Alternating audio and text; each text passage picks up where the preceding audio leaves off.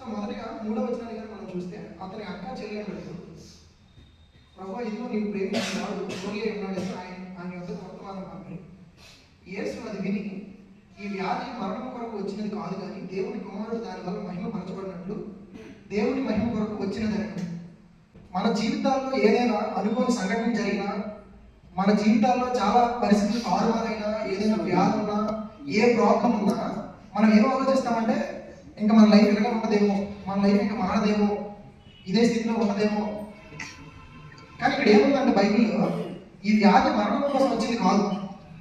మన జీవితాల్లో వచ్చే ఏ వ్యాధి అయినా, ఏ ప్రాబ్లం అయినా, ఏ కష్టమైనా ఆ కష్టంలో నుంచి మనం బయటపడాలని దేవుడు కోరుకుంటాడు. ఇది మనం గుర్తుపెట్టుకోవాలి. ఇప్పుడు కూడా కష్టంలో ఉండడం దేవుని చిత్తం కాదు, కష్టంలో నుంచి బయటపడడం దేవుని చిత్తం.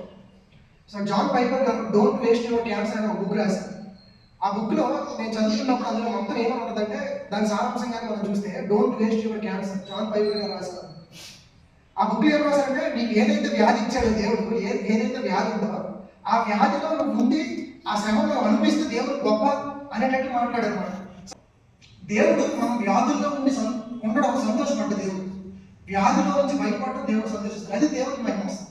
అర్థమైంది అంటే లాజరు వ్యాధిలో ఉండి మంచంలో ఉంటే దేవుడికి మహిమ వస్తా, చనిపోయి తిరిగి లేస్తే దేవుడికి మహిమ వస్తా, తిరిగి లేస్తే మహిమ వస్తుంది. కాబట్టి మనకి ఏమైనా క్యాన్సర్ వచ్చినా, మనకి ఏమైనా రోగం వచ్చినా, ఏదైనా బాధ వచ్చినా, మన కుటుంబంలో ఏదైనా సమస్య వచ్చినప్పుడు ఆ సమస్యలో ఉండడం దేవుని చిత్తం కాదు.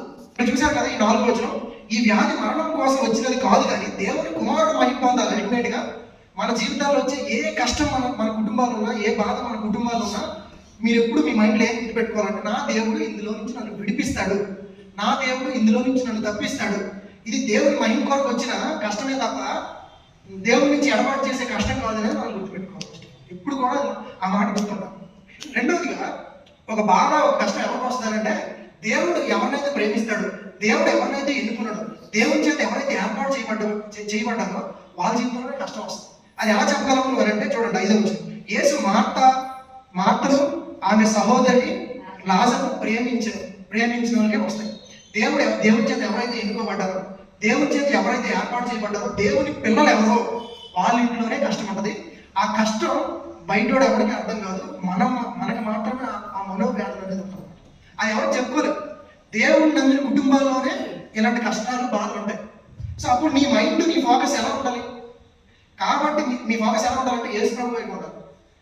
ఎంత కష్టమైన పర్లేదు నా దేవుడు నన్ను మహింపరుస్తాడు, నా దేవుడు అందులో నుంచి నన్ను బయటపడేస్తాడు. నాకు ఎంత కష్టం ఉందంటే కారణం ఏంటంటే నా దేవుడు నన్ను ప్రేమిస్తున్నాడు కాబట్టి నా దగ్గర ఈ కష్టం ఉంది.